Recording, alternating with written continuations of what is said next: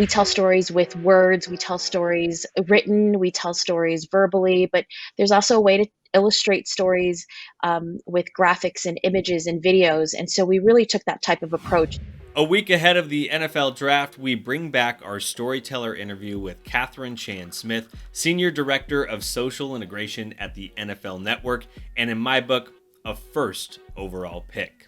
You're going to want to hear how Kat and her team have been very successful in moving to cloud graphics over the last 12 months as they've been away from their normal setup. Really good stuff there. More to come from Kat, but first, some quick introductions. My name is Sky Muller, former sports anchor turned media support guru. I work with all the top dogs in the media space. That includes Kat and her team. Joining me, as always, the one, the only, Christine Chalk, multi-Emmy award-winning producer turned SVP and a downright media genius. Speaking of genius and award-winning, grab a pen, take some notes as we welcome Kat to the Storyteller stage. Thanks for having me, you guys. It's great to see the two of you. And I mean, I have to say that we are at the NFL, we're just shocked that we're at this point. It's been such an atypical year. And so we're happy to be working the long hours and burning, the candle from both ends. And it's just been great. Kat, we're lucky that we know you so well and we get to spend so much virtual and hopefully someday in-person time together. But for people who don't know you quite as well, give kind of the cliff notes of your resume, how you got to where you are, and what you do for NFL. Oh gosh, it's a loaded question, so much to unpack. I am a senior director, as you guys had mentioned, of social integration at the NFL, and it sort of evolved and encompasses a few different areas. Primarily, we started this department a few years ago to merge social content with linear content, which was two completely separate platforms at the time and run by two totally different groups. And so the hope and the goal was really to be a bridge between the two. And I had actually, as you had mentioned, one of what we would say, at the NFL, an OG. I was one of the first to help launch the network, which was a really exciting time. One of the proudest achievements that I have professionally.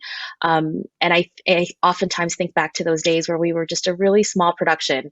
And a funny side note that a few people know, but we didn't really launch week one of that year.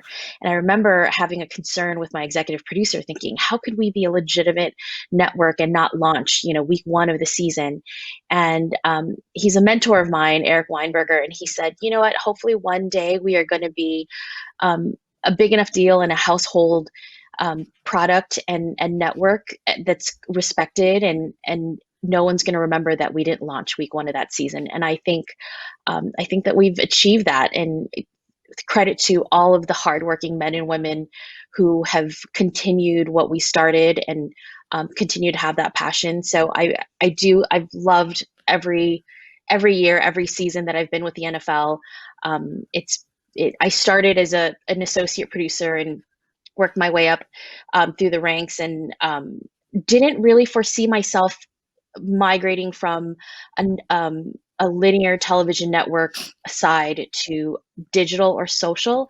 But again, at the time, I was producing some long form content, our specialty content, Thursday Night Football opens, and just kind of had a creative background and just loved flexing that muscle. And so while I was producing some shows, my executive producer said, why don't we try to figure out a solution to merge these two platforms?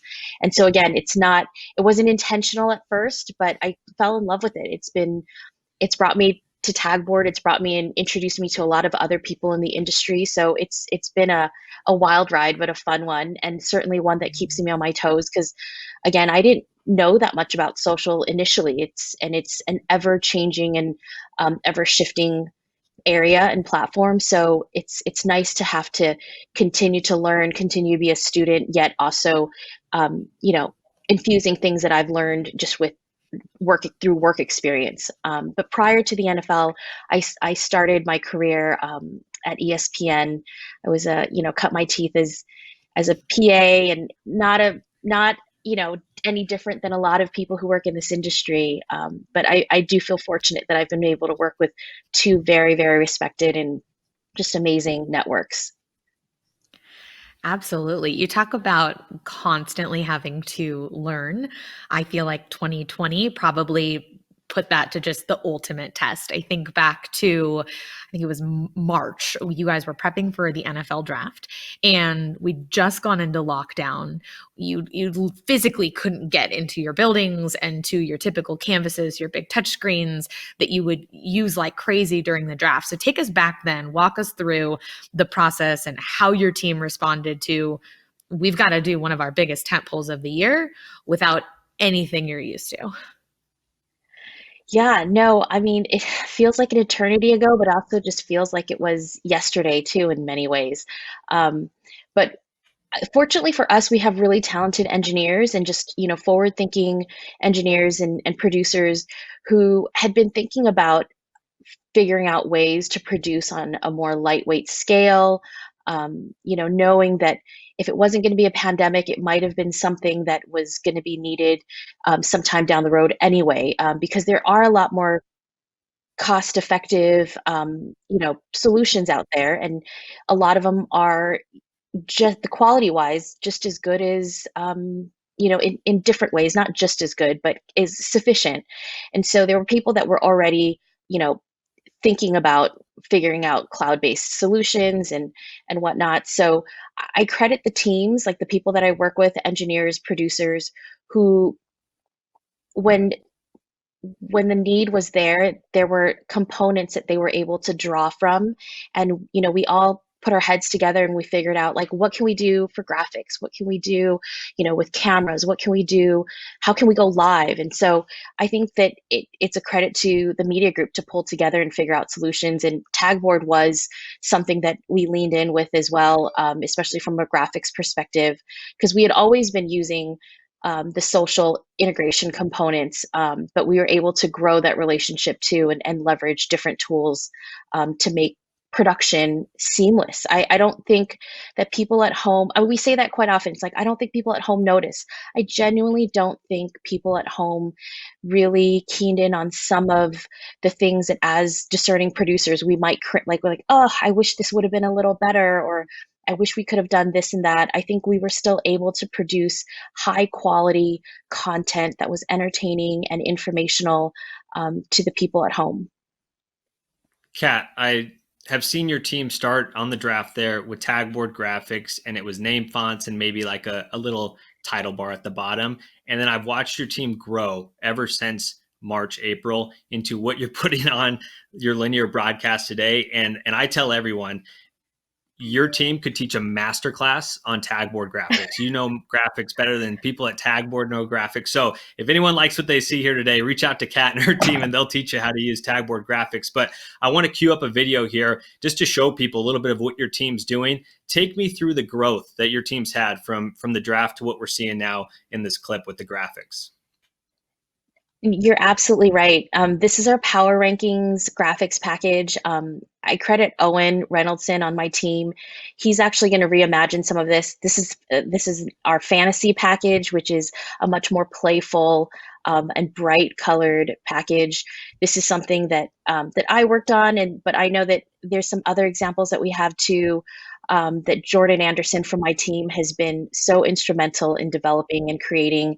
And the platform is so user friendly that and it's not too complex, and it just has allowed us, once we got comfortable with it, to really just stretch it as far as we can. I mean, there's really so many different options. We're fortunate too that we have art directors that give us direction in terms of color palettes and just design aspects that we can work within. And we just try to imagine, like, how would we like to visualize something graphically? How would we like to tell that story? This is a storyteller virtual conference, and we tell stories with words, we tell stories written, we tell stories verbally, but there's also a way to illustrate stories with graphics and images and videos. And so we really took that type of approach. Is if you're producing something for someone who can't hear, we need to make sure that we have graphics so that they can read it and understand. I mean, oftentimes if you're in non-COVID times, if you're at a sports bar, you're relying on the graphics to really tell you what we're talking about, what the storyline is, what is the information, because you might be in an area that you can't hear, that you don't have the benefit of hearing the audio.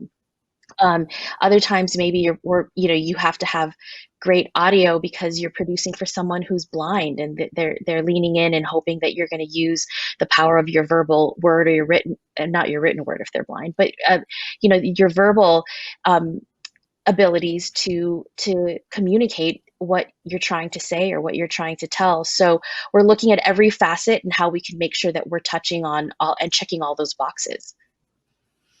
I love that. I love the idea of kind of storytelling for every sense. I think it's something that is so powerful, and you guys are so strong with that at NFL Network.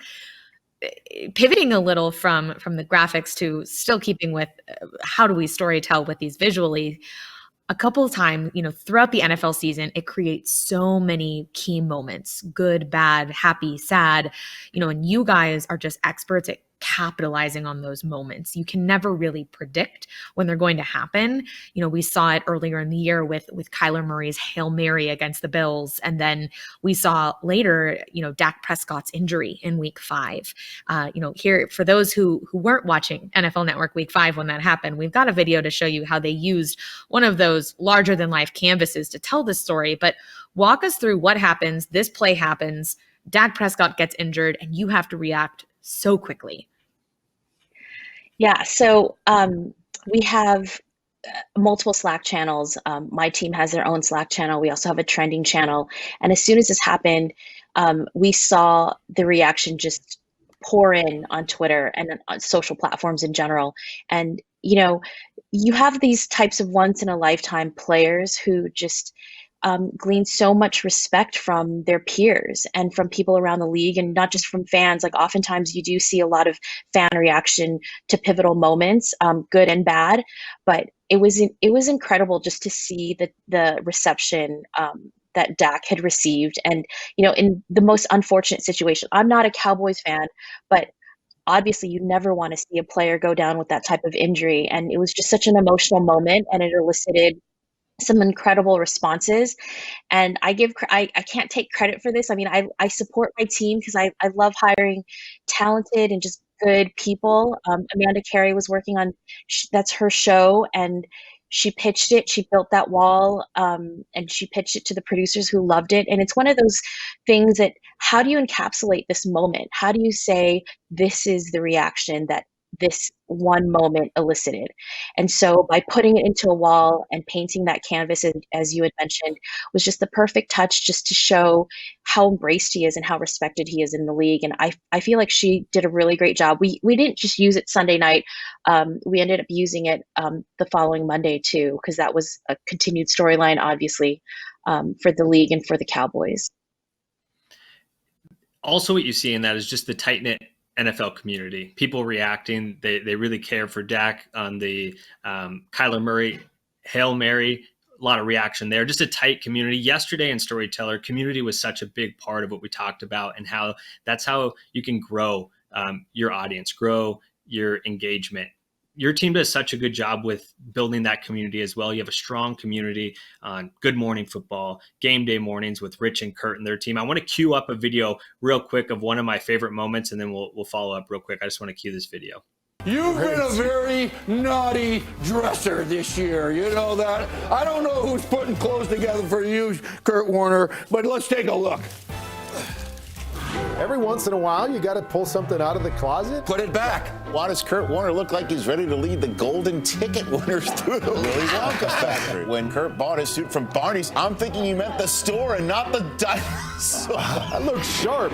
No more fodder this week. The hashtag basic Kurt. Come on, man. Captain Basic Suit. R. I feel like I'm watching on a black and white TV. Oh, my God. Where's my safe at? Where's the safe space, Irv? Oh, Santa got you something real. So, Kat, take us through how this came together. I absolutely love this segment. This is 1,000% an Owen Reynoldson production. He is the main social producer for Game Day Morning, which, again, we have such great talent. They're Hall of Famers. They've been doing this for many years, and it's even though we've been in a quarantine situation where we can't physically be with people, we've leveraged social content to bring people closer together. And Owen has basically been able to pull the engagement where it's basically like, are you smarter than a fifth grader, right? Like when you can make fun of, from a safe distance, and make fun of just a Hall of Fame quarterback, and and he has such a great attitude about the whole thing. It's just fun. It's fun to feel like he can relate, or that you can relate with him. There's people that are team Kurt, but a lot of people that are not team Kurt in terms of his sense of style. It just makes for fun fodder, and it creates a light atmosphere that you can juxtapose with maybe the more serious conversations that they need to have. And it also allows, I think, our talent to show off their personality a little bit. Kurt played at a time where social media wasn't always available, or wasn't always maybe accepted or adopted quite as easily as it is now. So a lot of our viewers may not know him quite as well. And so this is opening up a different side of him. I think it's great for our talent. It's great for our shows. It's great for our producers, because sometimes I think that, we need something to break up the monotony of just the chats in general. Like, it's nice to switch things up a little bit. We can't let you all go without asking our marquee question. We ask this to every storyteller who joins our podcast, who joins the Storyteller Experience here. In 3 words, the best stories are blank, blank, and blank. Kat, do you have your 3 in mind? Oh gosh, I agree with Karen. I think emotional is probably the first one for me, because I think if it's emotional, then it'll go to the second one, which is memorable. And I think educational. Like, I think if you could walk away with feeling like you've learned something, it doesn't have to be, textbook, but I feel like if you walk away with an aha moment where it resonates, that would be a good story. Educational would be a great way to describe the last 15 minutes, listening to Kat tell her story and the story of everything going on with her and her team at the NFL Network. They put out such amazing content every single day. Well, that wraps our look back at the Storyteller Experience. Stay tuned for what's next. You're not going to want to miss it. We're going to break out the return of Storyteller as a live experience on a monthly basis. And if you miss those, of course, you can always catch us on demand wherever you get your podcasts. We'll catch you very, very soon.